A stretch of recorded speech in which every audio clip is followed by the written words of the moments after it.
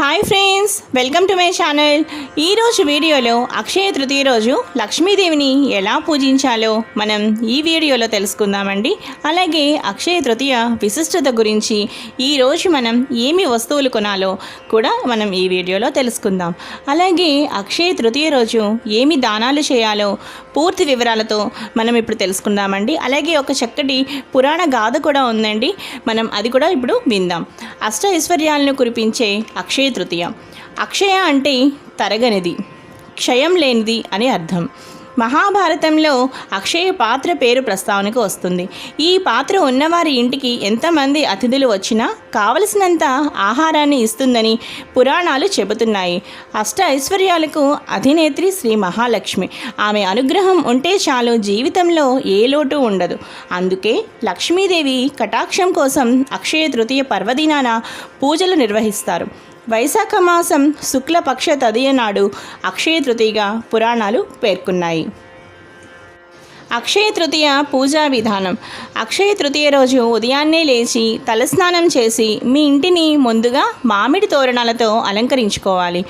ఆ రోజు సాయంత్రం అంటే అక్షయ తృతీయ రోజు సాయంత్రం లక్ష్మీదేవిని మనం పూజించడం అనేది ముఖ్యమైన విషయం. అష్టలక్ష్మి ఫోటో కానీ, లేదంటే చక్కటి లక్ష్మీనారాయణలు కలిపి ఉన్న ఫోటో కానీ, లక్ష్మీ కుబేర్లు కలిపి ఉన్న ఫోటో అయినా సరే, ఏదైనా ఒక చక్కగా లక్ష్మీ పటం తీసుకుని మనం చక్కగా కుంకుమ బొట్లు పెట్టాలి. ఆ తరువాత చక్కగా ఆవు నెయ్యితో దీపం పెట్టాలి. దీపం పెట్టిన తర్వాత చక్కగా ఆచమనం చేసి సంకల్పం చెప్పుకొని షోడశోపచార పూజలు నిర్వహించాలి.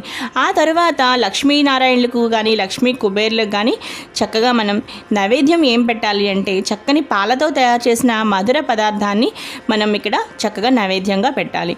ఎందుకంటే లక్ష్మీదేవి పాలల్లో కొలువై ఉంటుంది కాబట్టి మనకి చక్కగా మధుర పదార్థం అనేది మనం పెట్టాలన్నమాట. అది కూడా పాలతో తయారు చేసిన పదార్థాన్ని నైవేద్యంగా పెట్టాలి. ఆ తరువాత లక్ష్మీనారాయణులకు మనం చక్కగా మనం చదువుకునే స్తోత్రాలు ఏంటి అంటే ఆ రోజు చక్కగా కనకధారా స్తోత్రం, లక్ష్మీ అష్టోత్తరం, లక్ష్మీ అష్టకం చక్కగా చదువుకోవాలి. విష్ణు సహస్రనామం పఠించగలిగే వారైతే ఇంకా మంచిది. విధంగా పూజ ముగించుకున్నాక ఇక్కడ మనం ఒక విషయం తెలుసుకోవాలండి.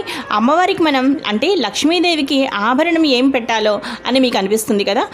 అక్షయ తృతీయ అనగానే మనకి ముందుగా గుర్తొచ్చేది బంగారమేనండి. ప్రతి ఒక్కరు కూడా అక్షయ తృతీయ ఎప్పుడు వస్తుందని కొంతమంది ఎదురు చూస్తూ ఉంటారు. అలాగే బంగారం ఎప్పుడు తీసుకోవాలి అని కొంతమంది అనుకుంటారు. కొంతమంది అనుకుంటారు అసలు బంగారం ఖచ్చితంగా కొనాలని కొంతమంది అనుకుంటారు. వారందరికీ నేను ఒక్క సమాధానం ఇక్కడ చెప్తున్నానండి. అసలు మనం అక్షయ తృతీయ రోజు బంగారం తీసుకోవాలి అని రూలు అంటే మాత్రం ఏమీ లేదండి. చక్కగా కానీ బంగారం మనం కొనేది కూడా ఒక మంచి శుభముహూర్తంలోనే కదండి ప్రతి ఒక్కరూ బంగారం కొంటారు. అది ఎప్పుడు అంటే శ్రావణ మాసం, అలాగే చక్కగా మనం శ్రావణ మాసంలో తీసుకుంటూ ఉంటాము. అలాగే ధనత్రయోదశి రోజు, అలాగే అక్షయ తృతీయ అనే ఒక మంచి రోజు మనకి పెట్టారు. కాబట్టి బంగారం తీసుకోవడం ఏమాత్రమూ తప్పు లేదండి.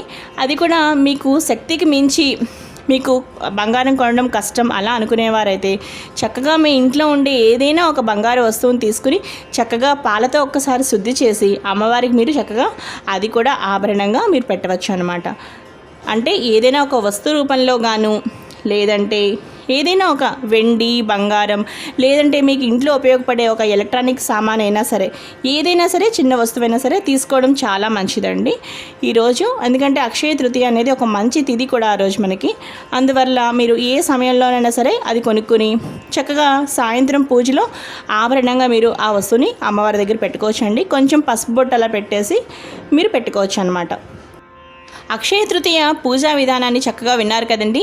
ఇప్పుడు మనం అక్షయ తృతీయ రోజు ఏ దానాలు చేస్తే మంచిదో, ఏ దానాలు చేయడం వల్ల సత్ఫలితాలు లభిస్తాయో తెలుసుకునే ఒక చక్కని విశిష్టత కలిగిన ఒక మంచి పురాణ కథ ఉందండి అక్షయ తృతీయకి సంబంధించింది.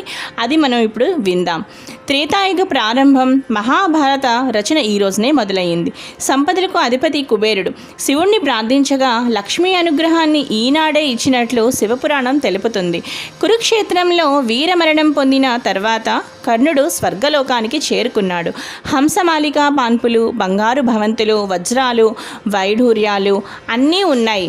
కానీ దాహం వేస్తే తాగడానికి నీళ్లు మాత్రం లేవు. నీళ్లు లేకుండా ఇవన్నీ ఉండి ఉపయోగం ఏంటని కర్ణుడు అడిగితే, మీరు నీళ్లు దానం చేసింది లేదు, ఎవరిని ఉద్దేశించి ఎప్పుడూ నీళ్లనివ్వలేదు. ఇప్పుడు మీకు నీరివ్వడం కుదరదని దేవతలు అన్నారు. నీటిని ఇచ్చినట్లయితే ప్రాణాలు పోకుండా జీవుడు సూక్ష్మ శరీరంలో ఉండగా ప్రాణాలు నిలబెట్టుకోవడానికి అవకాశం కలుగుతుంది.